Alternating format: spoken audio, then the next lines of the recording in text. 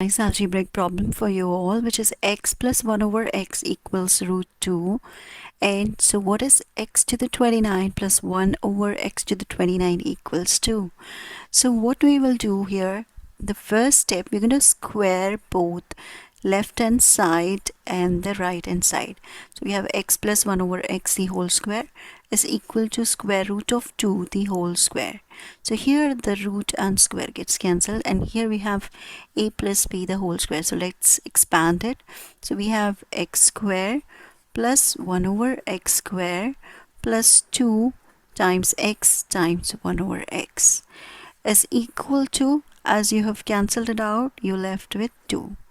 Now here you can cancel out x and x, so you're left with x square plus 1 over x square is equal to, when you send this to other side, 2 minus 2 is 0.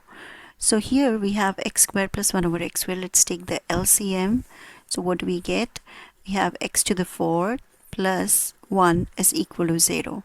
And now we have x to the 4 is equal to negative 1 when we send it the other side. And that's very important for us to note down. Let's solve for x to the 29 plus 1 over x to the 29.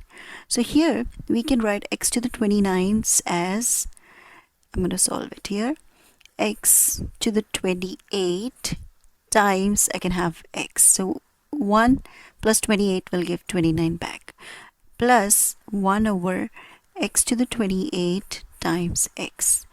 Now I'm doing like this, you will get to know in the next step.